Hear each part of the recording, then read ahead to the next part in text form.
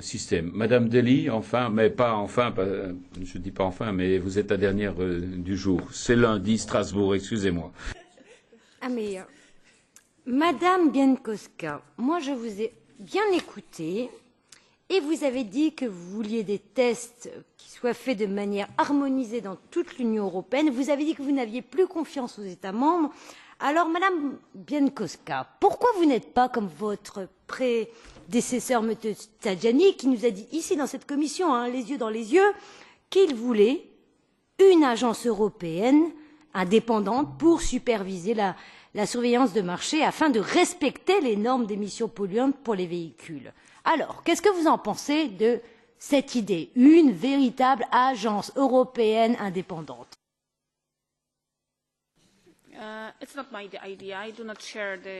Ce n'est pas mon idée. Je ne partage pas l'idée d'une agence commune dans ce domaine.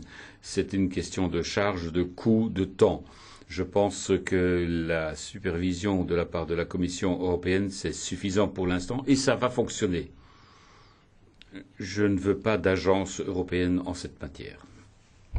On a un problème, c'est très contradictoire ce que vous dites, Madame Bienkowska. Vous dites je préfère que la Commission supervise, mais si la Commission avait bien fait son travail de supervision, on ne serait pas dans le cas où on est aujourd'hui.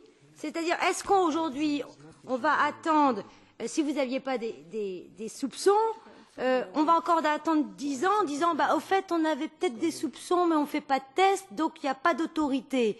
On a un problème de fond, Madame Bienkowska. Aujourd'hui, ce qu'il faut réellement faire en termes de contrôle, c'est d'avoir cette fameuse autorité. Donc je ne comprends pas pourquoi aujourd'hui vous n'êtes pas satisfaite des États membres et vous proposez un système qui s'appelle le forum de mise en œuvre des autorités d'homologation, qui existe plus ou moins déjà. Hein. Alors on échange des informations, on fait les bonnes pratiques, on développe des méthodes communes, blablabla. Bla, bla, bla, et vous vous dites on n'a pas confiance en tout ça et on ne met pas d'agence. Je ne comprends pas. Pourquoi vous ne voulez pas d'agence?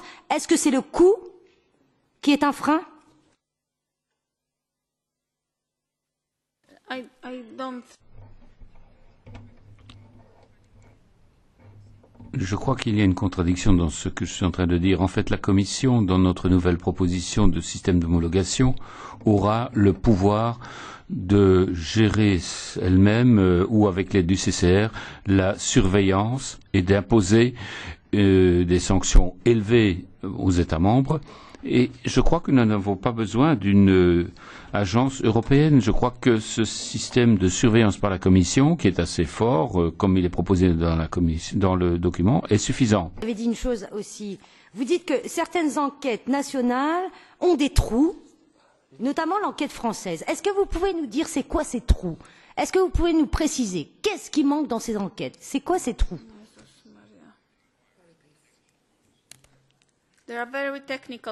Ce sont des choses extrêmement techniques qui constitueront la base de notre procédure en infraction s'il y a effectivement nécessité d'intervenir et si cela ne correspond pas à la législation européenne. Mais comme je l'ai dit tout à l'heure, à l'avenir, la Commission, en cas de non-respect de la législation, sera en mesure d'imposer des sanctions élevées.